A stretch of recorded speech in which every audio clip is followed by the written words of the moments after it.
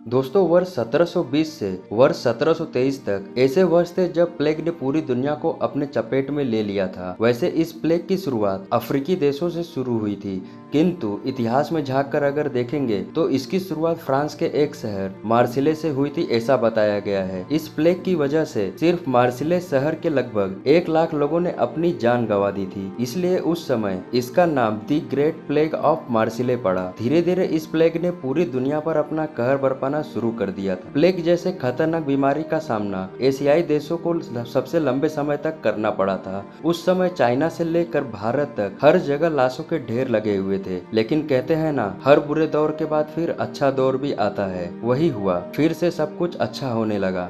इंसान वक्त के साथ साथ सब कुछ सीख जाता है। वैसे ही प्लेग से कैसे निपटना है यह भी इंसानों ने सीख लिया था। दोस्तों जब जब इंसानों ने प्रकृति को सबसे ज्यादा नुकसान पहुंचाया है, तब तक प्रकृति ने अपना बदला लिया है। जी हाँ, इस बार बारी थी कोलेरा की। वर्ष 1817 से लेकर वर्ष 1824 तक कोलेरा बीमारी पूरी दुनिया पर हावी हो रही थी। इस बीमारी की वजह से पूरी दुनिया में एक बार फिर लाखों लोगों की जानें गई। कोलेरा भी शुरुआत कलकत्ता से हुई और धीरे धीरे पूरे भारत में फैल गया और उसके बाद पूरे एशिया में फैल गया। इस कोलेरा की वजह से एशियाई देशों के नागरिकों की सबसे ज्यादा मौतें हुई, इसलिए इसे एशियाटिक कोलेरा भी कहते हैं। लाखों लोगों के मरने के बाद एक बार फिर से लोगों ने इससे लड़ने का तरीका ढूंढ निकाला और प्रकृति के साथ संतुलन बनाकर जीने लगे। लेकिन कहते हैं ना, इतिहास अपने आप को जरूर दोहराता है। जी हाँ, इस बार बारी थी स्पेनिश फ्लू की, जो कि वर्ष 1918 से लेकर 1920 तक पूरी दुनिया के ऊपर मंडराता रहा। इस काल अवधि में प्रथम विश्व युद्ध के दौरान जितनी मौतें नहीं हुई,